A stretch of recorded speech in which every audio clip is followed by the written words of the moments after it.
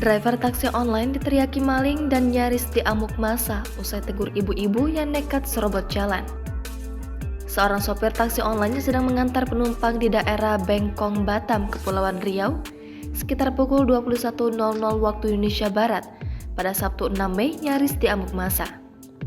Hal ini terjadi setelah sopir itu diteriaki maling oleh salah satu pengemudi mobil yang sempat berpapasan dengan sopir taksi online tersebut.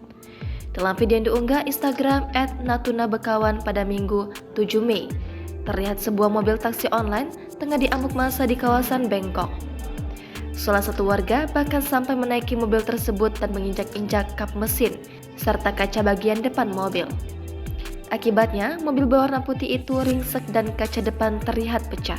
Driver mobil yang enggan keluar berusaha untuk menyelamatkan diri dengan terus melaju hingga sampai ke Mapolsek Bengkong guna mendapatkan perlindungan dan melaporkan kejadian tersebut.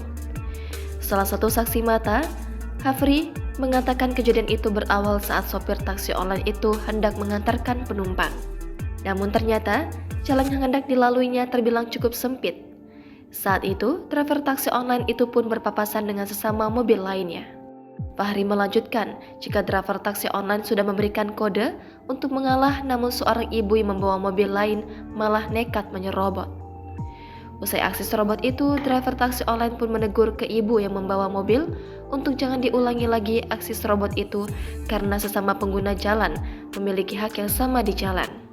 Namun ternyata, anak dari ibu itu keluar dari mobil, kemudian memukul mobil driver taksi online sambil berteriak maling. Seketika itu pula kondisi area jalan di sana langsung ricuh usai teriakan maling itu. Warga di sana sontak mengejar driver taksi online dan si driver tersebut akhirnya tetap di dalam mobil karena takut dipukul. Fahri mengakui saat itu ia juga ikut mengejar dan sempat merekam detik-detik menegangkan tersebut. Driver taksi online yang disangka maling itu pun akhirnya pergi dari lokasi dan masuk ke kantor Polsek daerah Bengkong. Fahri menuturkan jika ia juga bahkan disuruh masuk oleh pihak polisi untuk menjelaskan apa yang terjadi.